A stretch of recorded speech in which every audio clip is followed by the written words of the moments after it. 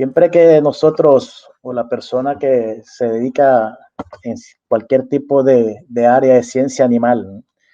Ya sea catedrático, estudiante, productor, técnico, yo creo que es bien importante conocer los fundamentos, ¿verdad?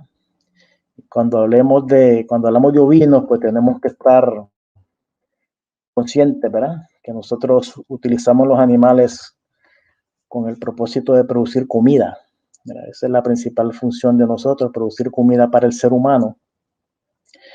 En este caso la carne, ¿no? Puede ser leche. Esa es nuestra misión, ¿verdad? Ayudar a combatir la hambruna.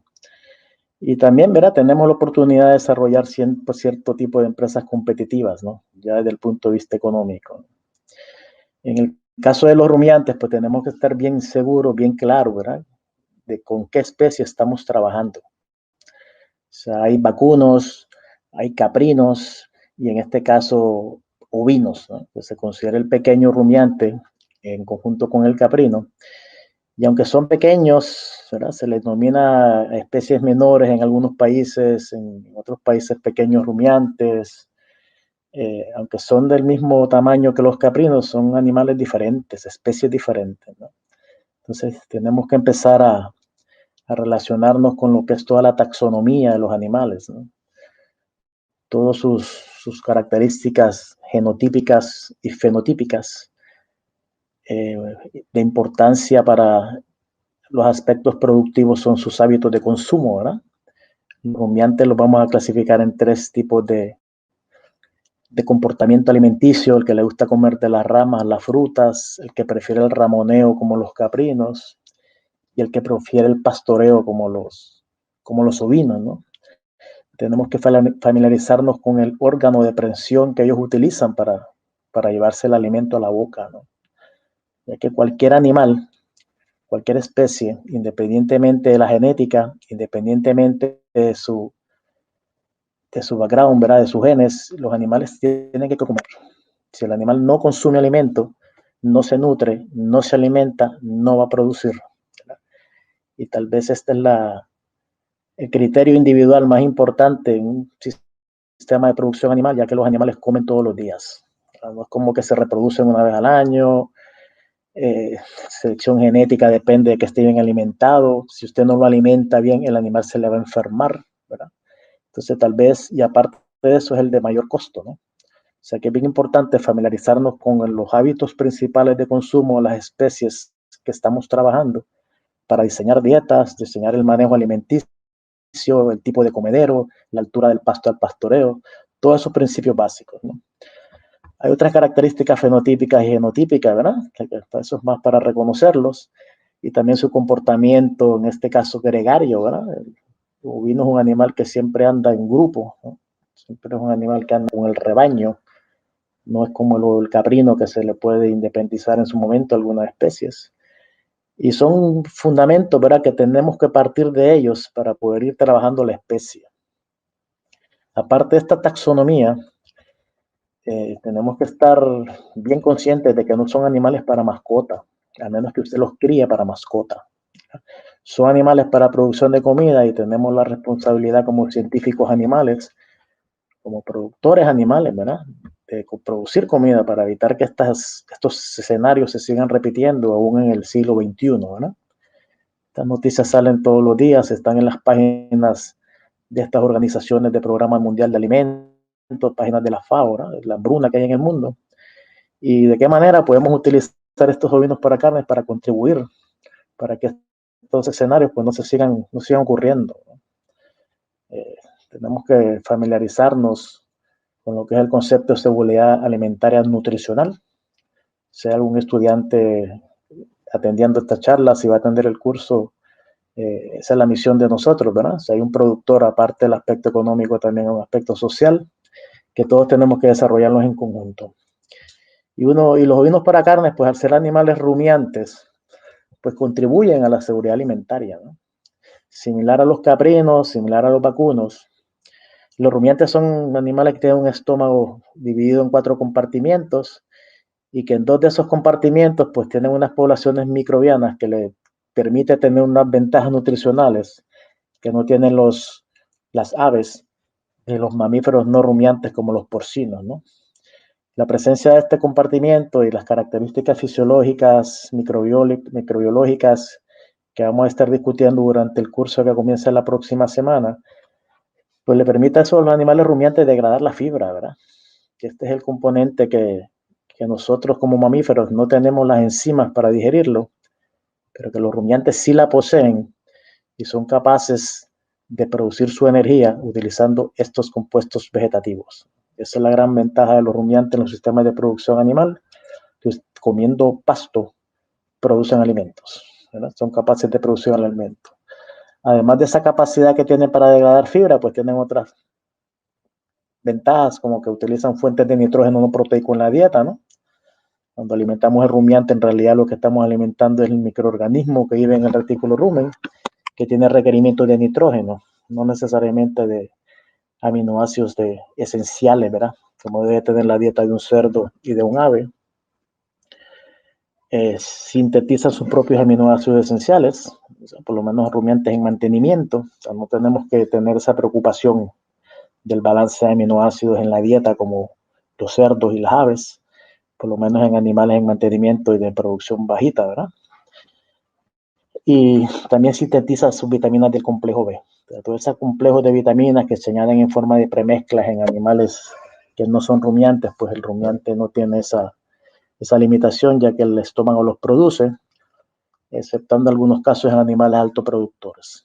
O sea que estas 4 ventajas son los que hacen los animales bien importantes en la producción de alimentos para el ser humano, y uno de esos rumiantes pues son los ovinos, ¿no? Ovinos para carne, que tal vez no es una especie tan desarrollada en América Latina, pero que sí es bien desarrollada, con empresas bien competitivas en lo que es Europa y el área de Oceanía, ¿verdad? Australia, Nueva Zelanda, ¿no?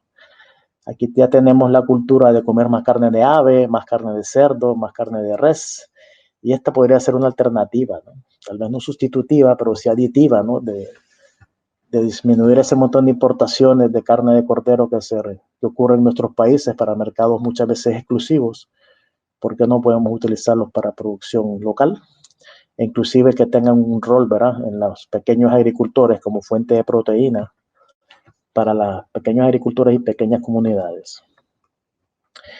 Eso es lo que le convierte en una herramienta, ¿verdad?, para contribuir a la seguridad alimentaria, que son capaces de producir carne consumiendo pasto, ¿verdad? Y cuando hablamos de animales ovinos rumiantes, pues el producto comestible es la carne de cordero, si es un animal joven, y la carne de mutón, si es un animal adulto o mayor de un año, ¿no? Esto puede variar entre países y entre continentes, pero regularmente si un animal sacrificado a menos de 12 meses, 8 meses de edad es carne de cordero, más de un año es carne de mutón. ¿Por qué criar ovinos para carne? ¿Cuáles son las grandes ventajas que tiene su producción? Es que en el mismo espacio físico, área superficial que usted tiene, cría un vacuno, usted puede criar de 8 a 10 ovinos, ¿verdad? O sea que la proporción puede ser de 8 a 10 a 1, por lo menos en Puerto Rico, que somos un país pequeño, ¿verdad? Esto a nosotros nos conviene mucho, ¿no? Porque somos una isla bastante pequeña geográficamente y aplica a cualquier lugar, ¿no? O sea, con el espacio que usted necesita para crear 2 vacas, puede crear hasta 20 ovejas para producción de carne o corderos. Son menos pesados, ¿verdad?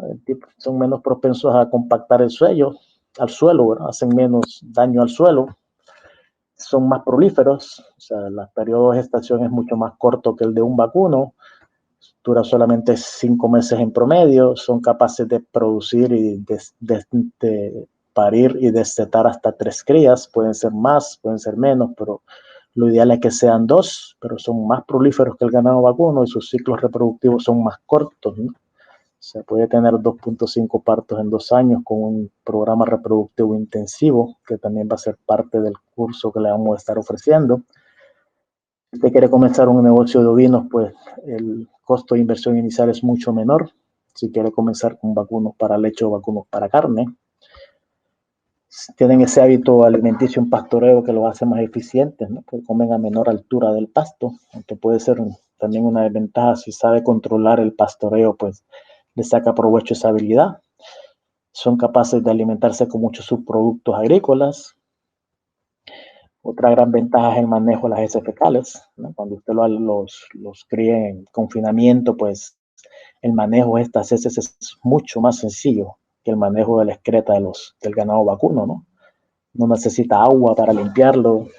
Este manejo de las heces perfectamente lo puede convertir en lo que es la ovinaza, ¿no? Con un secado, un molido, lo puede convertir en ovinaza. Si usted quiere un proceso más controlado, pues puede convertirlo en composta, ¿verdad? Inclusive hay lugares que lo usan como sustrato para la producción de biogás. No requiere estructuras tan especializadas para su producción, como las aves, como los cerdos, ¿verdad? Y las pequeñas rumiantes, ¿verdad? Tanto ovinos y caprinos también, pues se aprestan mucho a la producción familiar, a la participación de la mujer, a la diversidad de género y a los grupos inclusivos. O sea que son algo bien amplio, ¿verdad? Sus ventajas de producción. Son más resistentes al calor. Nosotros que vivimos en el trópico bajo, caluroso, los animales siempre están en un constante estrés por calor, ¿verdad? En base al índice de humedad-temperatura. Los ovinos ya se ha comprobado que son más resistentes a ese calor comparado con los vacunos. Pueden sobrevivir a condiciones adversas de sequía, de frío, ¿verdad? Etcétera. O sea que son especies bien habilidosas. Cuando hablamos de sistemas de producción sostenible desde el punto de vista animal, es una palabra que van a escuchar mucho en la actualidad, ¿no? Van a escuchar mucho el vocablo seguridad alimentaria, van a escuchar mucho sostenibilidad. Y cuando hablamos de empresas sostenibles, usted va a encontrar muchas definiciones en los libros de texto, muchas definiciones en los diccionarios, y agrupando toda esa serie de definiciones, ¿verdad? Podemos decir que un sistema de producción sostenible pues agrupa cuatro aspectos. Usted no puede producir productos animales si usted está dañando el ambiente, o sea, tiene que considerar los aspectos ambientales. No todos somos iguales, hay muchas culturas, muchas razas, muchas áreas geográficas en el mundo, ¿verdad? Hay que respetar los aspectos socioculturales y eventualmente está el aspecto económico, ¿no? O sea que en resumen, según estos autores, ¿verdad? Bauer y Nickman, ellos describieron o definieron lo que es un sistema de producción sostenible como un sistema que es viable económica y ambientalmente. Viable económicamente en América Latina, pues en casi todo el mundo, en realidad en África y en Asia, casi todos los sistemas de producción de ovinos para carne están desarrollados según esta ilustración, ¿verdad? En pastoreo extensivo, ¿verdad? Que no hay ningún manejo agronómico, son pasturas naturalizadas, muchas veces no mejoradas, inclusive no hay mucho manejo del tipo animal, ¿no? Todo este tipo de producción extensiva, sin manejo agronómico, sin mejoramiento de pastos, pues eventualmente pues le puede ocasionar, no es sostenible, le puede ocasionar cierto tipo de dificultades. Primero es que no van a producir la cantidad ni la calidad necesaria de los forrajes para que los alimentos se alimenten durante todo el año. El ejemplo más común son las sequías, ¿no? Siempre que hay sequía en el trópico hay problemas de mortandad animal porque no se prepara el productor, ¿no? Degradan los ecosistemas, son empresas no sostenibles, etcétera, ¿no? O sea que si nosotros queremos hacer de la producción de ovinos para carne no sostenible, pues tenemos que tomar en consideración que no podemos hacerlo de esta manera, ¿no? Lo primero que tenemos que preocuparnos es por la comida, ¿no? Cuando estamos en áreas tropicales, la cantidad de pasto que es estacional. En época de lluvia y de exceso de pasto, época de sequía, pues no hay pasto, ¿no? O sea, si aquí esperamos que llueva, o sea, esperamos todavía que llueva, no nos preparamos. Entonces eso es un mal uso de los recursos forrajeros. Si queremos desarrollar empresas sostenibles, pues tenemos que prepararnos, ¿verdad? Tenemos que prepararnos primero porque requiere la optimización del manejo de pastoreo, ¿verdad? Y pastoreo no solamente poner los animales a consumir en un predio de pasturas, ¿no? Hay que diseñarlo primero el sistema, puede ser continuo, puede ser rotacional, puede ser de franjas. Ahora mismo está el sistema de diario, día a día, el voicing, ¿verdad? Que lo rota cada 12 horas, depende de sus recursos. Tiene que saber el tamaño de los animales, cuál es la unidad animal, el peso de las unidades animales, cuánta disponibilidad de forraje tiene en el predio, cuál es la presión de pastoreo en el predio, la carga animal, la capacidad de carga, el factor propio uso, ¿verdad? O sea que cuando uno diseña sistemas de pastoreo tiene que familiarizarse con todas estas definiciones para que sea uno sostenible, ¿verdad? Para hacer un buen uso del pasto, ¿verdad? Cuando uno rota pasturas, lo que está es beneficiando el pasto para que rebrote más rápido, ¿no? O sea, y le saca provecho al animal. O sea que esto lo convierte a usted en una empresa más sostenible, es un manejo apropiado del pastoreo. La utilización de forrajes conservados. Yo sé que en muchos países de Latinoamérica ya este método aquí a la derecha de sus pantallas, que es el silo en bolsa, es un recurso, ¿no? Más que todo para pequeños agricultores. El problema viene después de la disposición de la bolsa. Pero aún así, el hacer ensilaje, ya sea en drones, ya sea enilaje en pacas cilíndricas, ya sea silos, ¿verdad? Ensilaje en silos ya bastante más de mayor capacidad. Cualquiera que sea el proceso, es un proceso fermentativo que también tiene que familiarizarse con él, ¿no? Estos son recursos alimenticios que usted puede utilizar ya sea como parte integral de la dieta de manera anual o puede ser solamente durante la época seca, pero también hay que familiarizarse con este concepto, ¿no? Y eso lo convierte en un producto más sostenible. Tener comida en todo el año y prepararse para esas épocas de escasez. Pequeño rumiante es bien habilidoso, muchas veces la cantidad de nutrientes que le aportan los pastos pues no es suficiente para satisfacer los recursos nutricionales de los animales, pues uno opta por la suplementación. Esa suplementación tiene que ser estratégica. ¿Qué voy a usar para suplementar? Voy a usar heno, voy a usar alimento concentrado, voy a usar esto, por ejemplo, un subproducto de la hoja de piña, esto es un subproducto de cactus molido, ¿verdad? Y que sea estratégica. No todos los animales tienen los mismos requerimientos nutricionales, no todos necesitan suplementación, algunos necesitan más suplementación que otros, unos necesitan más energía, otros necesitan más proteína, o sea que esta suplementación que eventualmente le va a conllevar un costo, tiene que ser estratégica, tiene que ser de acuerdo a los requerimientos nutricionales de los animales. Y eso lo va a hacer un productor más sostenible también. Sé que hay muchos arbustos en América Latina, ¿verdad? La utilización de estos arbustos, de estos leguminosas más que todo, ¿verdad? Son bien beneficiosos para los ovinos. Los ovinos también tienen la capacidad de ramonear, ¿verdad? No tanto como el caprino, pero sí son recursos que ellos utilizan. La leguminosa muchas veces crece silvestre, ¿no? Y los arbustos también son tremendos recursos que se pueden incorporar a los sistemas de alimentación. Muchas de estas leguminosas también tienen los taninos condensados, ¿verdad?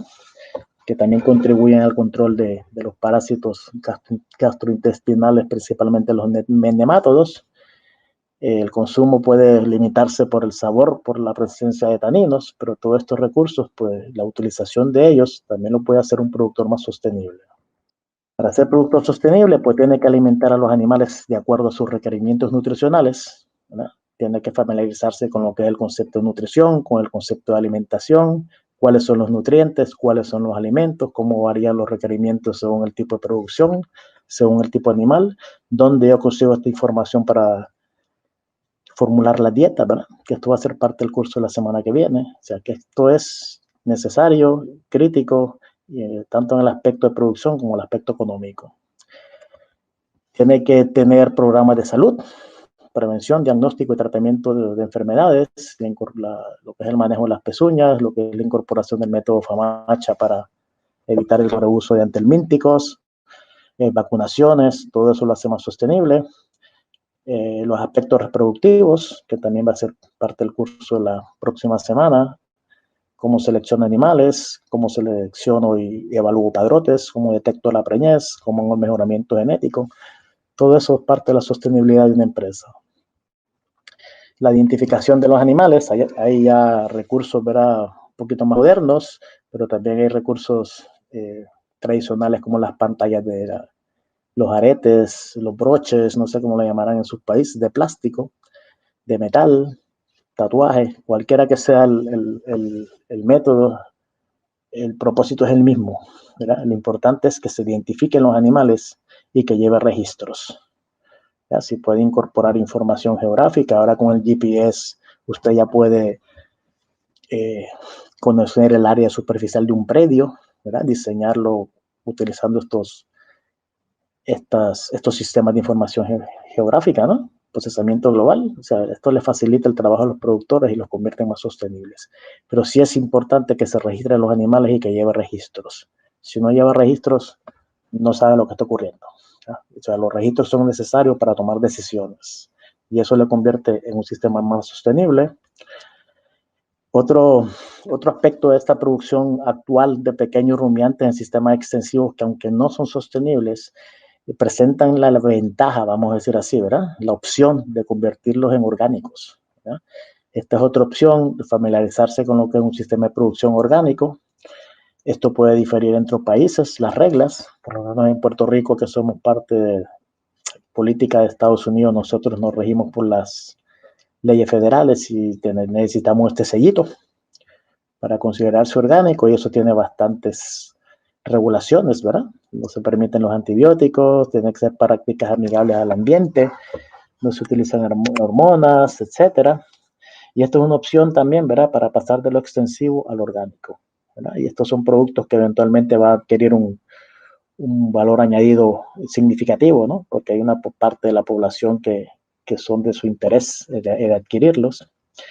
Tienen sus desventajas, ¿verdad? Como todo, pero ya el producto orgánico de ovino para carne ya existe en muchos países. Hamburguesas o hamburgers de carne orgánica, ya venden carne orgánica, ¿verdad? O sea que eso le brinda muchas ventajas de producción, que es otra alternativa, ¿verdad? Para esa conversión de extensivo a orgánico. Y tal vez la mayor preocupación, la mayor limitante que siempre encuentran estas transiciones, pues es el control y la prevención de enfermedades, ¿no? Todo trabaja en base a prevención. La dificultad, ¿verdad?, que tiene la incorporación de medicamentos dependiendo de las regulaciones de cada país. O sea que también hay inconvenientes.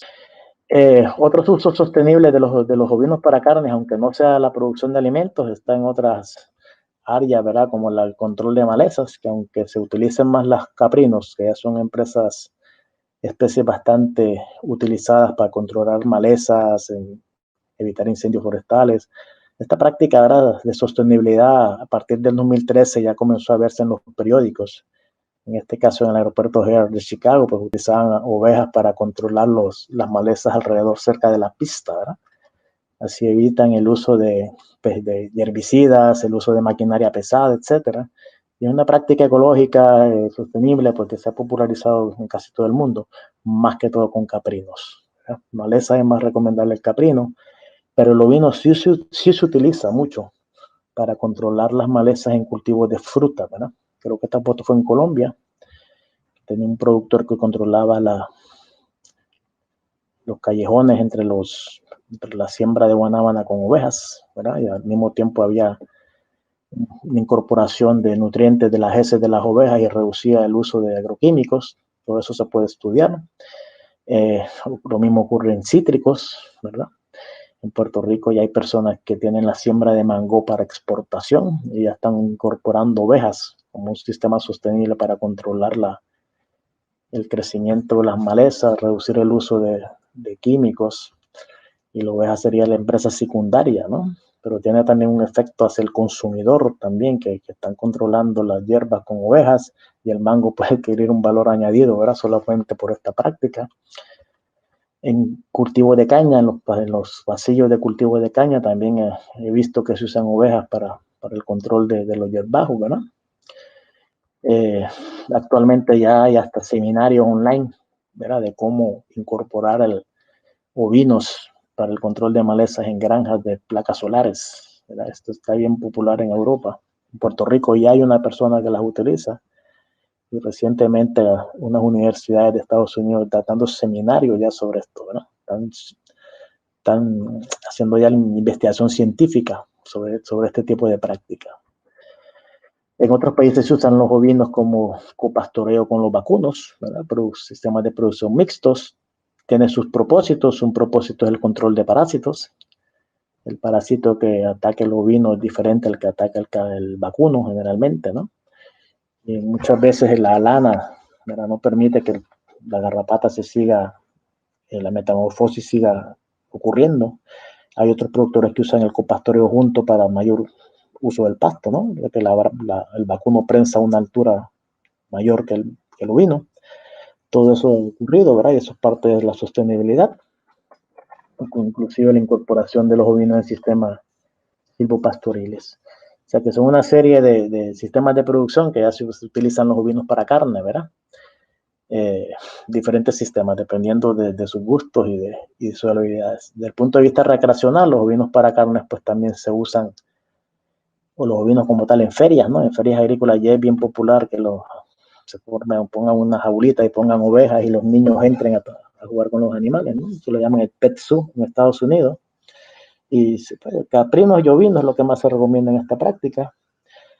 Desde el punto de vista social y cultural y religioso, pues los musulmanes tienen una fiesta, ¿no?, donde sacrifican un cordero todos los años, ¿no? Por ejemplo, en esta foto del 2018, en Marruecos nada más, en esa fiesta se sacrificaron 4 millones de carneros.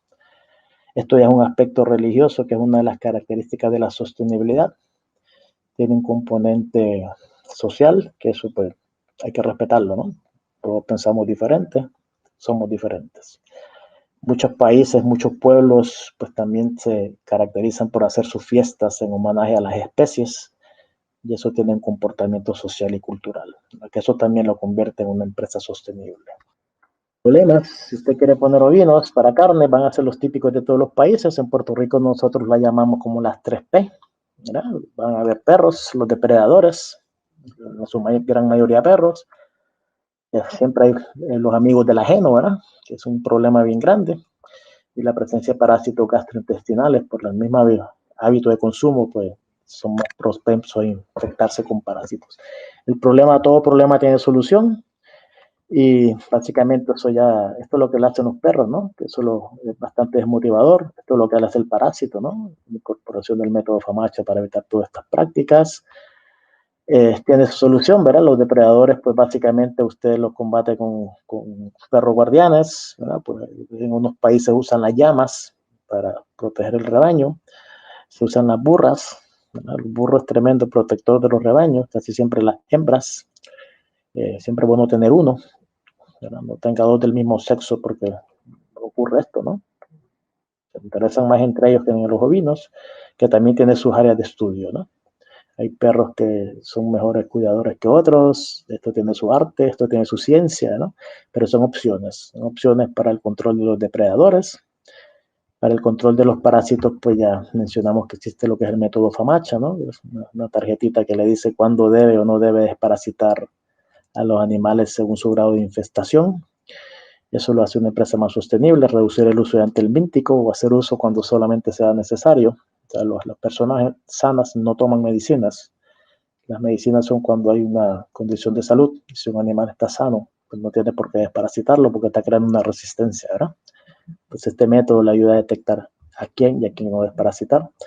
Hay muchos tratamientos no químicos, ¿verdad?, para el control de estos parásitos, pero todo esto se queda más a nivel científico, pero a nivel práctico es un poquito más complicada su aplicación, ¿no? Control de parásitos es el manejo del pastoreo, o sea, tiene su solución el problema. Hay especies ya de razas que tienen animales más resistentes a parásitos genéticamente, ¿no? No inmunes, resistentes, ¿verdad? Esos son básicamente los componentes de un sistema de producción sostenible, ¿no? Que uno incorpore todas esas áreas: economía, salud, aspectos socioculturales, y que eventualmente sea económico. O sea, no solamente poner los animales a pastorear, sino que conlleva muchas prácticas, ¿no? Y eso es sostenibilidad. Si usted ya quiere convertir en competitivo, ¿verdad? Si quiere tener ovinos para carne desde el punto de vista competitivo, pues este tipo de producción también podemos decir que lo vamos a englobar en 3 componentes. Un sistema competitivo tiene que ser globalizado, ¿verdad? También tiene que tener adaptabilidad geográfica y tiene que ser inocuo, ¿verdad? Cuando uno cumple con todos estos criterios de competitividad, pues uno puede decir soy competitivo en la producción de vinos para carne. América Latina, como una región del mundo que esto todavía está comenzando, vamos a decir, desde el punto de vista competitivo, y todos los demás países en desarrollo, pues no producimos ni la calidad ni los volúmenes para competir internacionalmente. Pero podemos hacerlo, podemos lograrlo si somos sostenibles primero y después nos convertimos en competitivos. Y básicamente hay un autoconsumo bien grande, ¿verdad? Es interno, no hay unos criterios de inocuidad que necesariamente se siguen y dependemos mucho, y los que comemos carne de cordero, pues dependemos muchas veces de las importaciones, no la producción local, que es la que hay que incentivar, porque no somos sostenibles. Entonces, tenemos que ser sostenibles y después competitivos. Cuando hablamos de globalización y productos competitivos, pues los de vinos para carne, usted va a ver que toda esa carne viene importada de Nueva Zelanda, de Australia, muchos países del Mediterráneo, ¿no? Esos son los países que tienen mayor competitividad. Lo mismo ocurre con muchos quesos de cabra, ¿no? Muchos quesos de oveja que vienen de Europa hasta América, ¿verdad? Y nosotros podemos competir con ellos, pero tenemos que mejorar nuestros sistemas de producción. Esto es lo que básicamente les estoy hablando, ¿eh? La competitividad es que de Nueva Zelanda, esto está en los anaqueles de los supermercados de Puerto Rico, ¿eh? Perfectamente lo podemos producir acá. La calidad del producto, consistencia, otra vez Nueva Zelanda, hasta en chino, no sé qué idioma será ese en realidad. Y el plato, pues, el rack francés que le llaman de cordero, pues es muy exquisito y es un plato ya globalizado, ¿no? Eso es la globalización, que ya está reconocido en otras áreas del mundo, ya es competitivo.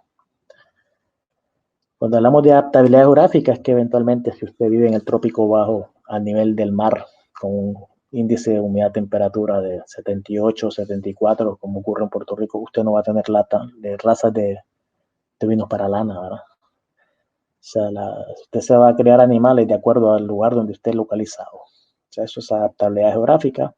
Por ejemplo, estas son las razas de ovinos que regularmente se utilizan en el área del Medio Oriente. Son países desérticos, áridos. También los he visto en Bangladesh, en esos países que tienen que los animales caminan en minas, ¿verdad? Son animales que depositan mucha grasa en la cola. Y básicamente eso nos referimos a adaptabilidad geográfica, que la mejor raza en un país no necesariamente es la mejor raza en otro país o dentro del mismo país en la misma región. Trópico alto, trópico medio, trópico bajo. Tiene que tener adaptabilidad a la grasa, adaptabilidad geográfica de la raza, y eso hay investigación científica que usted se puede documentar para las recomendaciones, ¿no? En el trópico seco, trópico bajo, pues eventualmente está el ovino de pelo, las razas de ovino de pelo, ¿no? Para carne. Esas son las que se recomiendan por lo menos en países calurosos y húmedos. Y eso es otro aspecto que hay que considerar, ¿no? La selección de los animales, pues hay que documentarse, y con documentación científica, con datos, con expertos, no con lo que lea por ahí. Tiene que tener bases. Otro concepto de la competitividad es que usted, para vender su producto de forma competitiva, pues tiene que ser inocuo, ¿verdad? Tiene que seguir prácticas sanitarias, inocuidad de los productos, tiene que sacrificar los animales en plantas de sacrificio que estén con permisos regulados, porque esto es un producto que se va a ser consumido por el humano, ¿no? Y ahí parte de la inocuidad. Lo normal es que en América Latina y en muchos países del mundo se vea esto, ¿no? El sacrificio tras patio. Y así usted no va a ser ni sostenible ni competitivo. Aparte que no es inocuo, ¿no? Pero para ser competitivo, pues hay que seguir estas reglas, esos parámetros. Hay que prestarle bienestar animal a los animales. O sea, no podemos maltratar a los animales porque nos están dando un servicio. Y las leyes del welfare, del bienestar animal, son cada vez más estrictas, ¿verdad? O sea que tenemos que familiarizarnos con todos esos conceptos para ser sostenible y competitivo. ¿Por qué no somos sostenibles y competitivos muchas veces en América Latina? ¿Verdad? Hay muchas limitantes que todas tienen solución, como les mencioné. Muchas veces el animal criollo no tiene ese potencial genético, ¿no? Para ganar 400 gramos al día de peso. uno incorpora genética, pero también no puede olvidarse el criollo por su resistencia a los parásitos y por su adaptabilidad geográfica. O sea que todos esos aspectos hay que considerarse, ¿verdad? O sea que hay que, al momento de seleccionar animales bajo potencial genético, hay un mejoramiento sin descuidar la raza criolla, porque han resistido 500 años. Entonces hay que mejorarlo, programas de alimentación, mejoramiento genético, razas terminales, cruces, propósito, cuál es el fin de su producción, etcétera. Pero sí hay que incorporar genética para ser competitivo y en cierto punto sostenible. Usar la raza apropiada, programas de selección animal, habilidad a zonas geográficas determinadas, trópico alto, trópico medio, trópico bajo, altura a nivel del mar, qué tipo de pasto crece, cómo es el terreno, todo eso tiene que estudiarlo. La salud, este escenario que ven aquí en su pantalla es bastante típico, los animales se mueran y están 2 días en el ranchón y no los remueven, es una fuente de contaminación bien grande, hay quien solo echa un poquito de cal y cree que con eso lo está solucionando, ¿verdad? Si no hay salud, protocolos de salud y buenas prácticas ganaderas, pues va a ser bien complicado que un producto sea sostenible y competitivo. El control de enfermedades, parásitos, selección animal resistente a enfermedades, el desarrollo de una fuente de animales de reemplazo, ¿verdad? Todas esas son limitantes que si nosotros logramos trabajar en ellas o sobre ellas, vamos a hacer las empresas más competitivas. Básicamente el descuido, ¿no?, de la infraestructura, el uso de facilidades, esto es normal verlo en las fincas, los animales comiendo dentro del comedero, ¿verdad? Meten las patas, defecan, a veces hay un ave, una gallina por ahí volando por toda el área que viene y la gallina defeca aquí, son vectores de otros parásitos, de otras enfermedades, o sea que ese manejo, esa estructura, ese orden, pues también no contribuye a que se desarrollen las empresas y hay que trabajarlo, ¿verdad? Cuando hacemos estas facilidades, pues tenemos que tener un diseño, no necesariamente con este tipo de estructura que solo verlo uno sabe que tiene un costo bastante razonable, ¿no? Pero sí, independientemente de los materiales que usted utilice, pues pueden ser materiales reciclados, ¿no?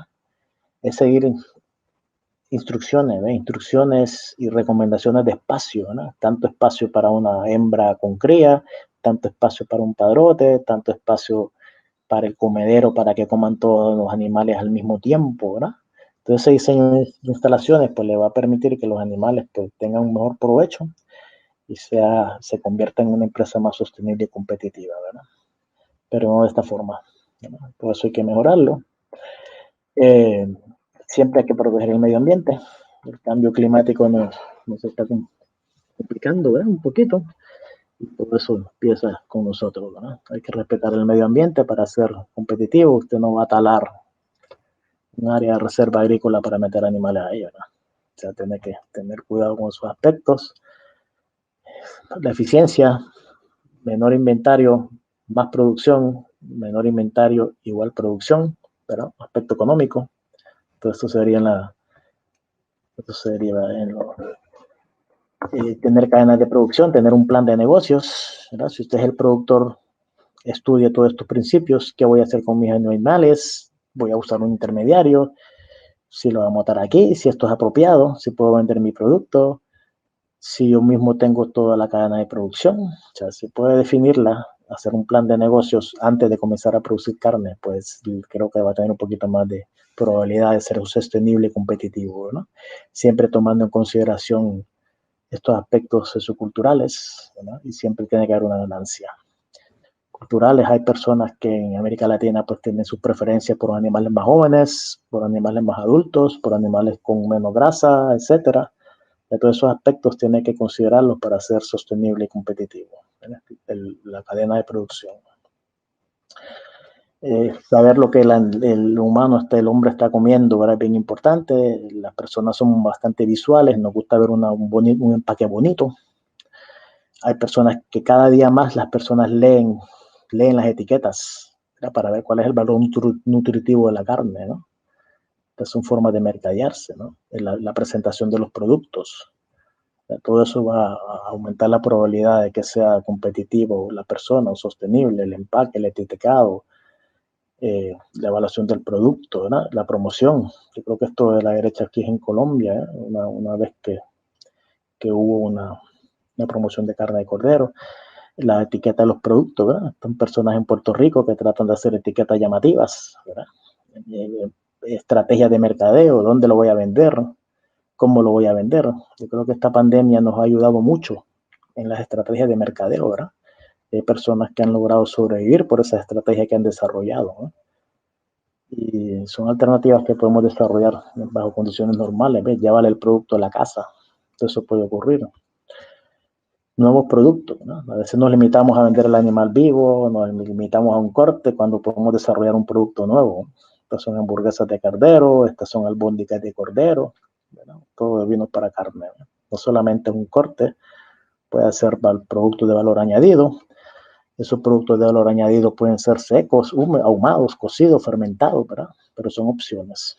Son opciones para usted desarrollarse, apoderarse de un sector, ser más competitivo como productor o como empresario. No olvidarse de la mano de obra. Si usted tiene una finca, estas son las personas más valiosas que hay, los obreros. Ellos son los que están con los animales todos los días, ¿verdad? Los dueños solo van a verlos.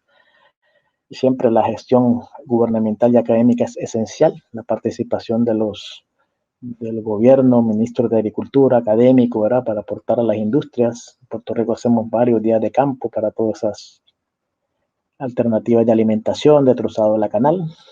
Así que si usted tiene algún gestor que pueda facilitarle estas actividades en su país, pues créame que funcionan y que esas capacitaciones lleguen a estas personas, porque ellos son los que tienen que estar día a día con los animales y tienen que también ser capacitados. Siempre es bueno las asociaciones, siempre son buenas cooperativas, siempre tener plan de negocio, eso va a ayudar a la industria a ser más competitiva. Y finalmente, pues lo que es la nutrición y la reproducción son factores bien limitantes para que usted sea sostenible y competitivo. Sin nutrición, el animal no gana peso, no progresa, y sin reproducción, pues la hembra no le para el cordero para carne. ¿Ya? Que estos son dos aspectos bien importantes para que una empresa sea sostenible y competitiva. Tener conocimiento de todos los aspectos nutritivos, saber cómo reproducir los animales. Y básicamente esa alimentación inadecuada, ¿verdad? No va a ser sostenible. Es importante desarrollar esos planes de manejo alimenticio, satisfacer los requerimientos animales, programas de alimentación, la implementación del pastoreo, aprovechando el hecho que son rumiantes, ¿verdad? Utilizar recursos alimenticios locales, evaluarlos, cómo incorporarlos, en qué etapa incorporarlos. El pastoreo intensivo, ¿verdad? La suplementación cuando sea necesaria, con qué suplemento, con nitrógeno, con energía, etcétera. ¿Cuál es la expectativa de ganancia en peso de los corderos? Si quiero que gane 300 gramos, 200 gramos, 100 gramos, de acuerdo a su peso de matanza para sacrificarlo para cuando jugar con la demanda y oferta, ¿verdad? La opción de alimentarlos en confinamiento, ¿verdad? Que ya son sistemas de alimentación más intensivos que se usa mucho los granos, subproductos, es otra opción, ¿verdad? Opción que tal vez se tarda menos tiempo en llegar a un peso de matanza, pero ya tiene un costo, un manejo alimenticio, unas precauciones, ¿verdad? De manejo, porque está dándole mucho grano, ¿no? La reproducción de los animales, ¿no? ¿Cómo voy a utilizar este macho para que me emparone a mis ovejas? ¿Qué tengo que saber del sistema reproductivo de este macho? ¿Cómo medir su capacidad reproductiva? ¿Es necesario o no es necesario las técnicas de reproducción asistida, ¿verdad? Si voy a inseminar o si lo voy a usar a él directo, ¿cómo tomo la decisión? ¿En base a qué tomo mi decisión? Cuando usamos esas técnicas de reproducción asistida, nosotros lo que hacemos es el trabajo de él de forma artificial, ¿no? Ya sea por la paroscopía, etcétera, pero son herramientas también, ¿verdad? Para que usted convierta esas producciones sostenibles y competitivas, las técnicas de reproducción asistida, y en ovinos, pues son bien importantes, inclusive el trasplante de embriones, siempre que tenga un propósito, ¿no? Propósito de acuerdo a su interés de crianza. Básicamente en estos dos últimos temas es que nosotros vamos a estar dando nuestro curso efectivo la próxima semana. sobre nutrición y reproducción enfocado en ovinos para carne. El curso será impartido, como dijo Cristian, por el doctor Camilo Sánchez, un especialista en reproducción de pequeños rumiantes, por este servidor, que estaré a cargo de la parte de nutrición animal. El curso tendrá 8 módulos, que estoy hasta en la página de la Escuela Virtual Agropecuaria, comenzando por lo que son los conceptos básicos de nutrición. Para alimentar a un rebaño hay que tener fundamentos, conocimientos básicos necesarios. ¿Qué es FDN? ¿Qué es la fibra? ¿Qué es la energía? Para poder diseñar un buen programa.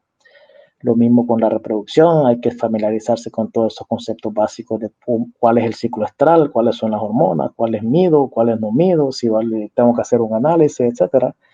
Y eventualmente vamos a ir desarrollando como un tipo de modelo, ¿no? Y cómo ir reproduciendo el animal por monta natural, después si queda en gestación, cómo ir alimentando esa oveja durante la gestación, cómo medir si este programa de empadronamiento me fue efectivo, ¿verdad? Cuáles fueron las fallas o las virtudes, eventualmente pues, después que lo reproduce, cómo vamos a alimentar esa cría, desde que nace hasta que usted lo destete, y después que lo destete, cómo voy a engordar esa cría, si en pastoreo, si sistema con suplementación, si con raciones mixtas totales, todo eso lo vamos a estar discutiendo. Y finalmente, el doctor Camilo les va a estar hablando de sustituir esta monta natural por técnicas de reproducción asistida, ¿no? O sea, la paroscopía, trasplante de embriones, etc. Esto comienza el próximo jueves, el 4 de marzo, así que los estamos invitando para que sea partícipe del seminario. Muchas gracias por su atención. Eso es básicamente lo que quería compartir con ustedes. Sí, el tiempo de pastoreo básicamente va a depender de su sistema de producción, ¿no? Dentro del mismo rebaño que usted tiene puede haber unos animales que sean más recomendables para pastorear, como una oveja de vientre. Si usted quiere criar animales en producción de carne para pastoreo, lo mismo. Casi siempre los ovinos pastorean en ciclo de 2 a 3 horas. Ellos comen básicamente 2 a 3 horas, van a buscar la sombra, van a rumear ese alimento que se comieron, van a tener el proceso de rumia, van a descansar, vamos a decir, 2 o 3 horas y vuelve al otro ciclo, ¿verdad? O sea que ellos no están, si están 8 horas en medio, no necesariamente significa que van a estar comiendo. 2 o 3 horas, rumean, descansan, ¿verdad? Entre más extiende el pastoreo, si tiene los recursos, pues mejor, ¿verdad? Pero también tiene que evaluar si ese tipo de pasto a usted le va a brindar los requerimientos nutricionales que su animal necesita. Muchas veces los pastos son bajos en energía y el requerimiento del animal es alto en energía, ¿verdad? Si son animales en engorde. El pastoreo se diseña, ¿no? Se diseña, pero los animales tienen ciclo de consumo durante los pastoreos. Comen, descansan, rumean, toman agua, vuelven y comen. Se recomienda a veces que sean las horas menos cálidas del día, si usted vive en el trópico caluroso, ¿verdad? Que en el pastoreo tengan agua, tenga sombra, ¿verdad? Y observarlo, pero la cantidad de horas va a depender de varias cosas, ¿no? Casi siempre uno recomienda 8 en el campo, si no tiene problemas de depredadores, puede dejarlos todo el día, pero siempre es bueno saber el nutriente que le va a aportar ese pasto y el requerimiento que tenga ese animal. Para eso es necesario suplementarlo o no suplementarlo según los requerimientos de los animales y según los nutrientes que le aporta el pasto. O sea, todo eso se diseña, ¿no? Pero sí hay que maximizar el uso del pastoreo, más que todo en animales que no van a ser sacrificados, ¿no? Como la oveja de vientre, etcétera. Lo he visto como una forma de control de parásitos, ectoparásitos, más que todo en los bovinos. Lo he visto en ovinos para lana criados con pastoreo, con vacunos, porque los parásitos no son los mismos y la lana de los ovinos pues no permite que la garrapata ocurra la metamorfosis, ¿no? Si la mete, si va proyectándose antes del bovino, ¿verdad? Usted mete el bovino, después el vacuno, el bovino y vacuno. Eso es una forma. Hay otra forma, es para hacer mejor uso del pasto, ¿no? Que el bovino prensa el alimento un poquito más alto que el el vacuno más alto que el ovino, ¿no? Por el órgano de presión que es la lengua y son los dientes, siempre y cuando la altura del pastoreo no le baje 3 o 4 pulgadas, porque el pasto le va a costar rebrotar. O sea que todo eso también se puede diseñar, ¿no? Pero sí se pueden, sí es una forma de producción el crear mixto bovinos y ovinos, sí ocurre. Para engordar ovinos, pues ese básicamente es parte del tema del curso, cómo engordarlo, las opciones para holgarlo, cuánto comen los ovinos, ¿verdad? Cuánto alimento le voy a dar y qué tipo de alimento le voy a dar, ¿no? Eso uno calcula en base a los requerimientos nutricionales, en base al peso vivo, ¿verdad? Y los ingredientes pues uno formula para satisfacer esos requerimientos, pero eso va a ser parte del curso, esa pregunta en exclusivo, la cantidad de alimentos, el tipo de alimento, y si es en pastoreo o si es en confinamiento. Uno hace proyecciones, ¿no? Quiero que este ovino me gane media libra de peso al día, pues yo hago una dieta para que él me gane esa media libra. Si tiene un cultivo de maíz, yo lo recomendaría darlo como picado, ¿no? Como picado, porque primero le va a rendir más por unidad de superficie como cultivo, ¿no? Y como pastoreo, pues yo no lo recomendaría. Yo creo que si es maíz, forraje de maíz, lo puede hacer en silaje o lo puede picar diario y dárselo picado, que va a ser un provecho más eficiente el recurso, ¿no? Obviamente esperando que la mata le crezca para que le dé más rendimiento de materia verde por unidad de superficie. Parte montañosa, trópico alto, debe haber quicuyo, me imagino, ¿no? En esas áreas. Creo que si es en Colombia, creo que, ¿cómo se llama? Agrosavia, creo que se llama ahora. Ellos tienen si no me equivoco, ellos tienen una base de datos de los pastos que crecen en Colombia por área geográfica, ¿ya? Trópico alto, trópico bajo, trópico medio. Y en esa base de datos de Agrosavia debe estar los pastos que crecen en las partes montañosas según la altura. Y me imagino que Agrosavia debe tener el contenido de nutrientes de esos pastos, alguna base de datos. Es un buen recurso, la caña de azúcar es un buen recurso, pero tiene vamos a decir, la limitación que si la va a ofrecer, yo la pasaría por una picadora que quede la partícula bien pequeña, pero puede ser un recurso como fuente de energía, ¿verdad? Y siempre y cuando le dé un buen manejo, que la pique, la deje bien pequeñita, como si fuera 2-3 centímetros el tamaño de la pulgada, porque si se la da entera, pues el animal va a estar todo el día tratando de masticarla, ¿no?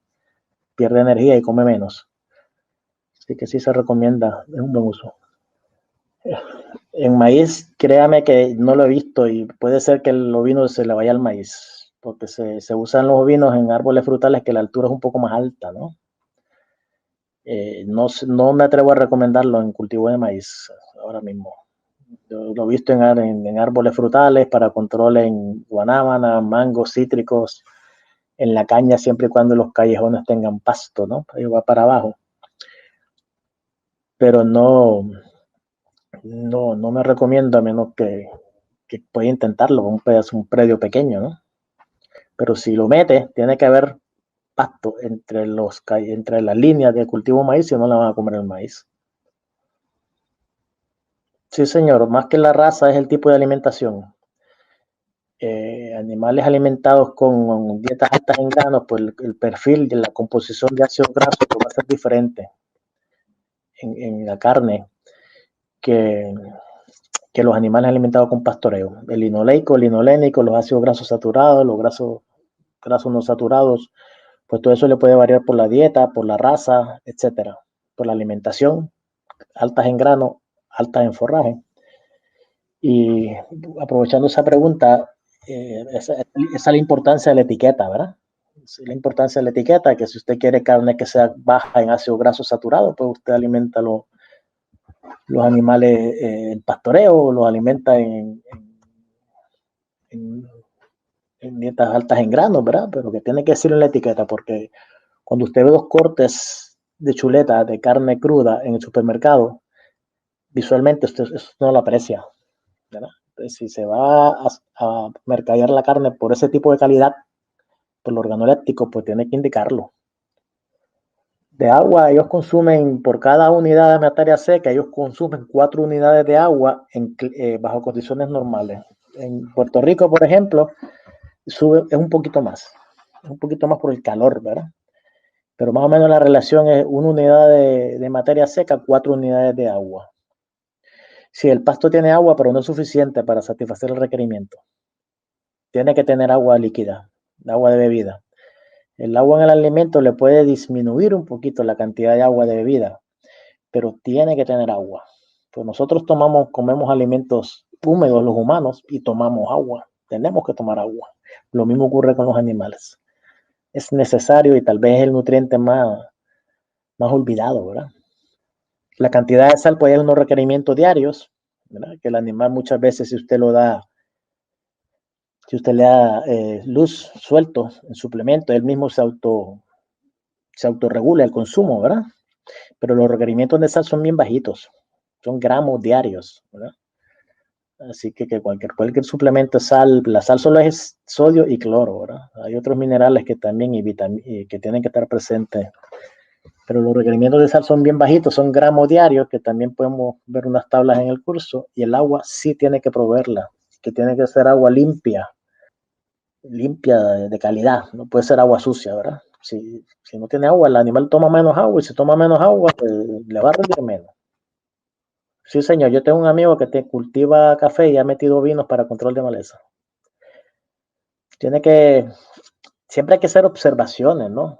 Tiene que no solo meterlo, observar si el café empieza a dar el fruto, que no sé, todas esas cositas tiene que observarlas, pero sí he visto fincas de ovinos pastoreando callejones de café y lo suplementan y después inclusive hasta lo usan para carne.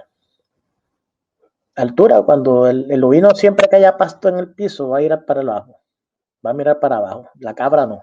La cabra sí le digo que es un problema, ¿verdad? Para ese tipo de control. Póngale 4 pies, 3 pies y el ovino ya no va a mirar para arriba siempre que tenga pasto abajo. O sea, el control de malezas no es meterlos todo el día, ¿verdad? Ahora mismo puede ser restringido, ¿verdad? Usted puede meter el ovino en los cultivos de control de maleza de sus árboles 3 horas al día, ¿verdad? Para que siempre tengan algo que comer. Todo eso se evalúa, ¿no? Pero si hay pasto abajo, ellos lo más probable no se van a comer el aguacate.